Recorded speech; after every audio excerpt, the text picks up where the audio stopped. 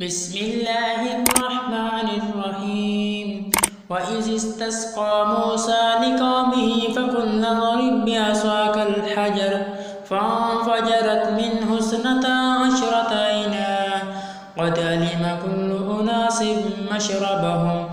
كلوا واشربوا من رزق الله ولا تعثوا في الأرض مفسدين وإذ قلتم يا موسى لن نصبر على طعام واحد فادع لنا ربك يخرج لنا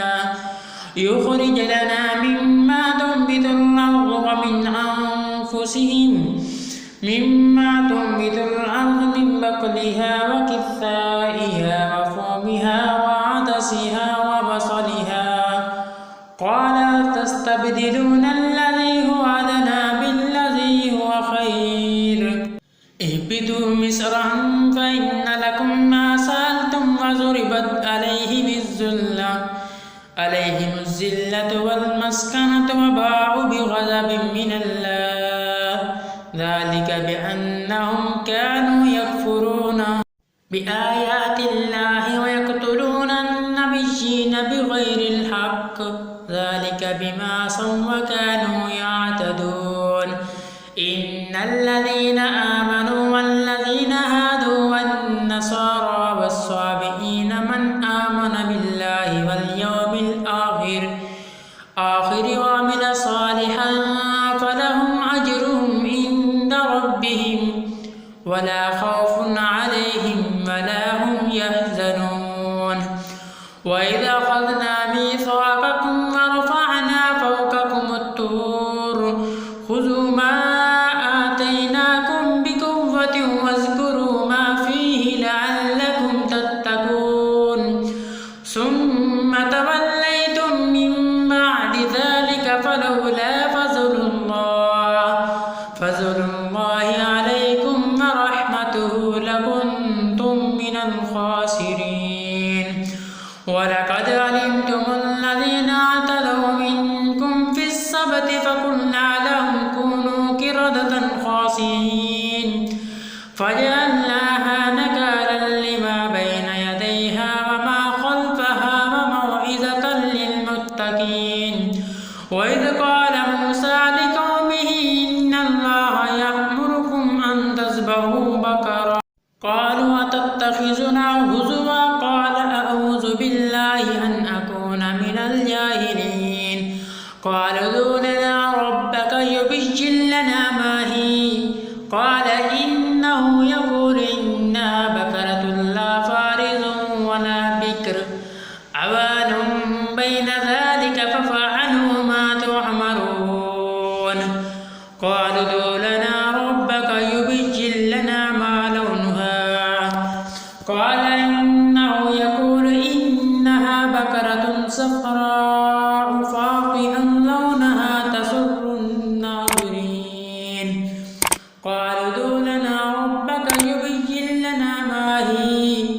إن البقرة شابه علينا وإنا إن شاء الله لمهتدون قال إنه يقول إنها بقرة لا ذلول تثير الأرض ولا تسقي الحرث مسلمة لا شية فيها قالوا الآن جئت بالحق فذبحوها وما كادوا يفعلون وإذ قتلتم نفسا فادارأتم فيها والله مخرج ما كنتم تكتمون فقلنا اضربوه ببعضها كذلك يحيي الله الموتى ويريكم آياته لعلكم تعقلون ثم قست قلوبكم من بعد ذلك فهي كالحجارة أو أشد قسوة وإن من الحجارة لما يتفجر منه الأنهار وإن منها لما يشقق فيخرج منه الماء وإن منها لما يهبط من خشية الله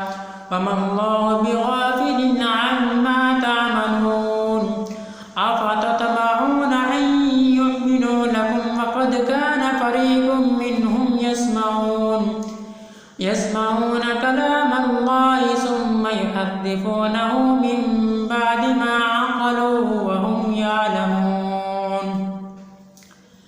وإذا لقوا الذين آمنوا قالوا آمنا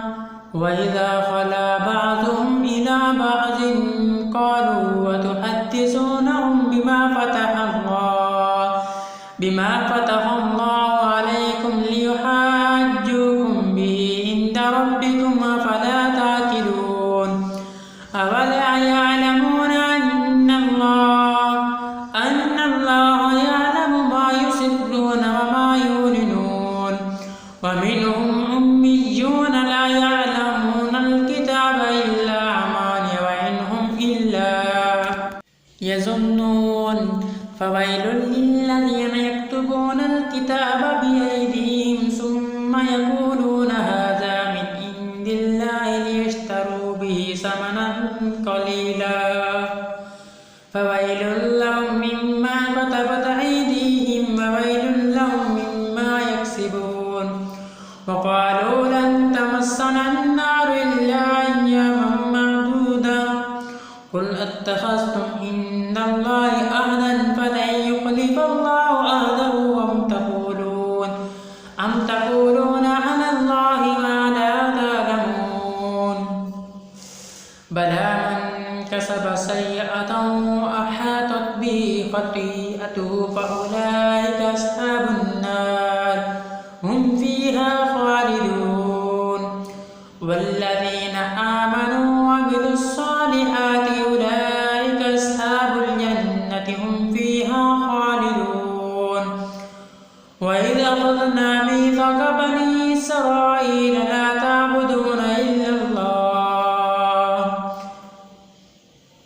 لا تعبدون إلا الله وبالوالدين إحسانا وذي القربى واليتامى والمساكين وقولوا للناس حسنا وأقيموا الصلاة وآتوا الزكاة ثم توليتم إلا قليلا منكم وأنتم معرضون وإذا أخذنا ميثاقكم لا تسفكون دماءكم ولا تخرجون أنفسكم من دياركم ثم أقررتم وأنتم تشهدون ثم أنتم هؤلاء تقتلون أنفسكم وتخرجون فريقا منكم من ديارهم تظاهرون عليهم بالإثم والعدوان وإن يأتوكم أسارى تفادوهم وهو محرم عليكم إخراجهم أفتؤمنون ببعض الكتاب وتكفرون ببعض فما جزاء من يفعل ذلك منكم إلا خزي في الحياة الدنيا ويوم القيامة يردون إلى أشد العذاب وما الله بغافل عما تعملون أولئك الذين اشتروا الحياة الدنيا بالآخرة فلا يخفف عنهم العذاب ولا هم ينصرون ولقد آتينا موسى الكتاب وقفينا من بعده بالرسل وآتينا عيسى ابن مريم البينات وأيدناه بروح القدس أفكلما جاءكم رسول بما لا تهوى أنفسكم استكبرتم ففريقا كذبتم وفريقا تقتلون وقالوا قلوبنا غلف بل لعنهم الله بكفرهم فقليلا ما يؤمنون ولما جاءهم الكتاب من عند الله مصدق لما معهم وكانوا من قبل يستفتحون على الذين كفروا فلما جاءهم ما عرفوا كفروا به فلعنة الله على الكافرين بئس ما اشتروا به أنفسهم أن يكفروا بما أنزل الله بغيا أن ينزل الله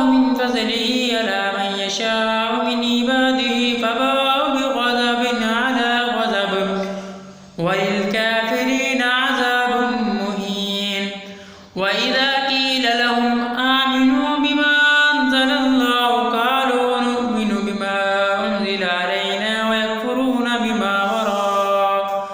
وهو الحق مصدقا لما معهم قل فلم تقتلون أنبياء الله من قبل إن كنتم مؤمنين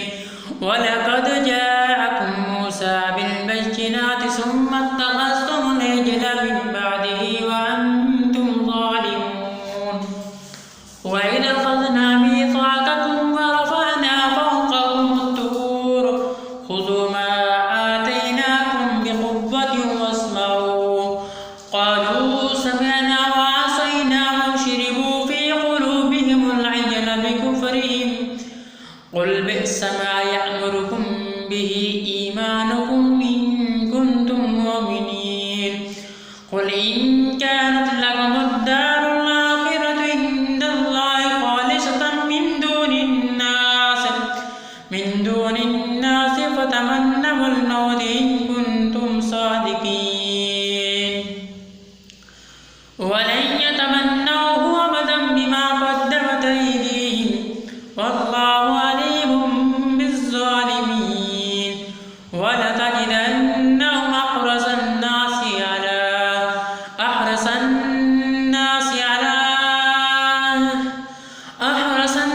على حياة ومن الذين أشركوا يود أحدهم لو يعمر 1000 سنة وما هو بمزحزحه من العذاب أن يعمر والله بصير بما يعملون قل من كان عدوا لجبريل فإنه نزله على قلبك بإذن الله مصدقا لما بين يديه وهدى وبشرى للمؤمنين من كان عدوا لله وملائكته ورسله وجبريل وميكال فإن الله عدو للكافرين ولقد أنزلنا إليك آيات بينات وما يكفر بها إلا الفاسقون أوكلما عاهدوا عهدا نبذه فريق منهم بل أكثرهم لا يؤمنون ولما جاءهم رسول من عند الله مصدق لما معهم نبذ فريق من الذين أوتوا كتاب الله وراء ظهورهم كأنهم لا يعلمون واتبعوا ما تتلو الشياطين على ملك سليمان وما كفر سليمان ولكن الشياطين كفروا يعلمون الناس السحر وما أنزل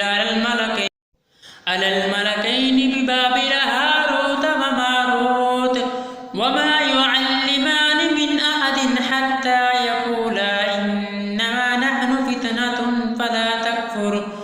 فيتعلمون منهما ما يفرقون به بين المرء وزوجه وما هم بضارين به من أحد إلا بإذن الله ويتعلمون ما يضرهم ولا ينفعهم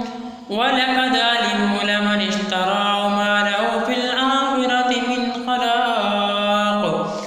ولبئس ما شروا به أنفسهم لو كانوا يعلمون ولو أنهم آمنوا واتقوا لمثوبة من عند الله خير لو كانوا يعلمون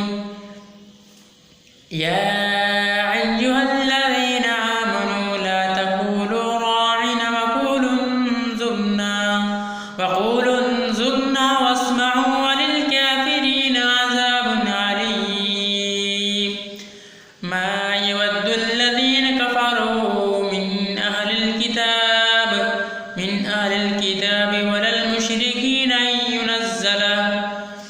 أهل الكتاب ولا المشركين أن ينزل عليكم من خير من ربكم والله يختص برحمته من يشاء والله ذو الفضل العظيم ما ننسخ من آية أو ننسها نأت بخير منها أو مثلها ألم تعلم أن الله على كل شيء قدير ألم تعلم أن الله له ملك السماوات والأرض وما لكم من دون الله من ولي ولا نصير أم تريدون أن تسألوا رسولكم كما سئل موسى من قبل ومن يتبدل الكفر بالإيمان فقد ضل سواء السبيل ود كثير من أهل الكتاب لو يردونكم من بعد إيمانكم كفار حسدا من عند أنفسهم من بعد ما تبين لهم الحق فاعفوا واصفحوا حتى يأتي الله بأمره إن الله على كل شيء قدير وأقيموا الصلاة وآتوا الزكاة وما تقدموا لأنفسكم من خير تجدوه عند الله إن الله بما تعملون بصير وقالوا لن يدخلوا الجنة إلا من كان هودا أو نصارى تلك أمانيهم قل هاتوا برهانكم إن كنتم صادقين بلى من أسلم وجهه لله وهو محسن فله أجره عند ربه ولا خوف عليهم ولا هم يحزنون وقالت اليهود ليست النصارى على شيء وقالت النصارى ليست اليهود على شيء وهم يتلون الكتاب كذلك قال الذين لا يعلمون مثل قولهم فالله يحكم بينهم يوم القيامة فيما كانوا فيه يختلفون ومن أظلم ممن منع مساجد الله أن يذكر فيها اسمه وسعى في خرابها أولئك ما كان لهم أن يدخلوها إلا خائفين لهم في الدنيا خزي ولهم في الآخرة عذاب عظيم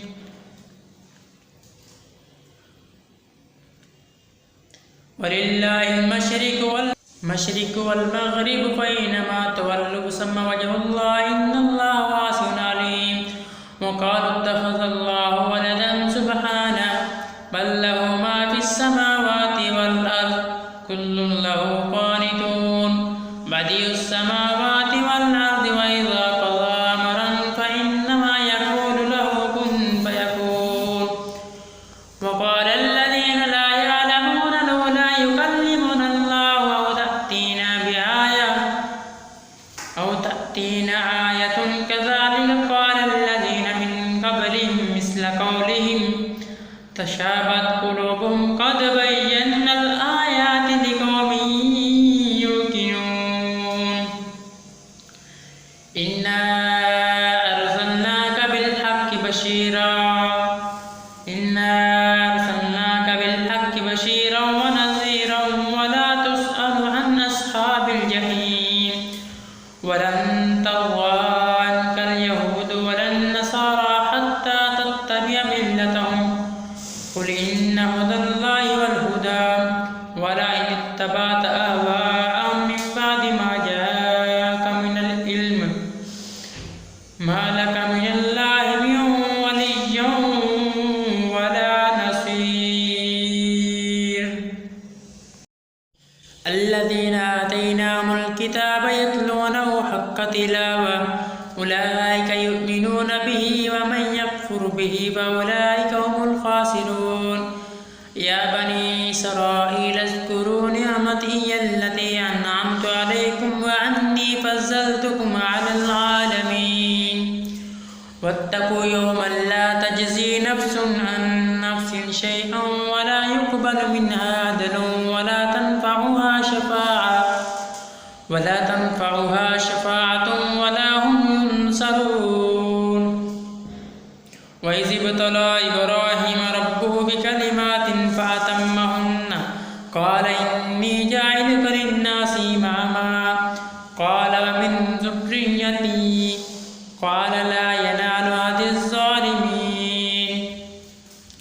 وإذ جعلنا البيت مثابة للناس وأمنا واتخذوا من مقام إبراهيم مصلى وعهدنا إلى إبراهيم وإسماعيل أن طهر بيتي للطائفين والعاكفين والركع السجود وإذ قال إبراهيم رب اجعل هذا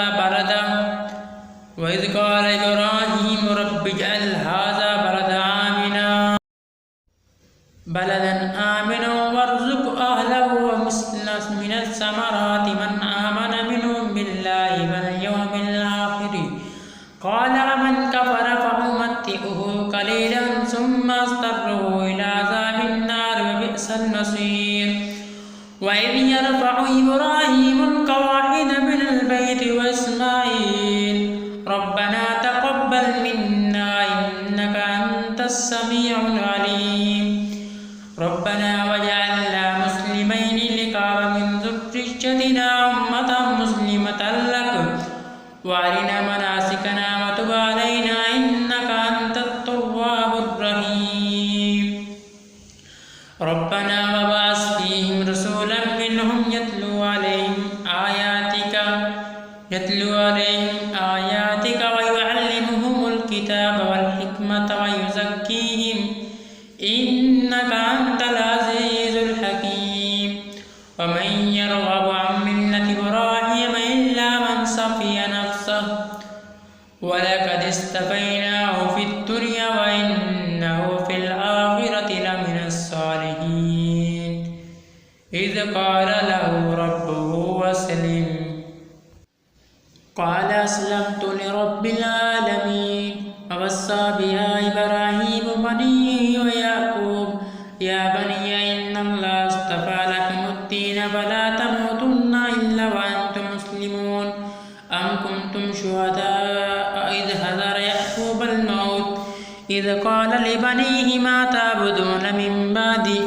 قالوا نعبد إلهك وإله آبائك إبراهيم وإسماعيل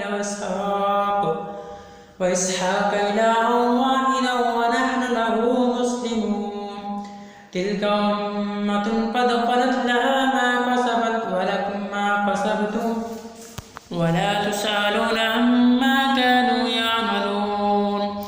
وقالوا كونوا هودا أو نصارى تهتدوا قل بل ملة إبراهيم حنيفا وما كان من المشركين قولوا آمنا بالله وما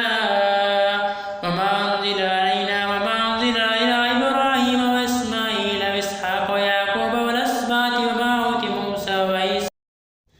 وما أوتي النبيون من ربهم لا نفرق بين أحد منهم ونحن له مسلمون فإن آمنوا بمثل ما آمنتم به فقد اهتدوا وإن تولوا فإنما هم في شقاق فسيكفيكهم الله وهو السميع العليم صبغة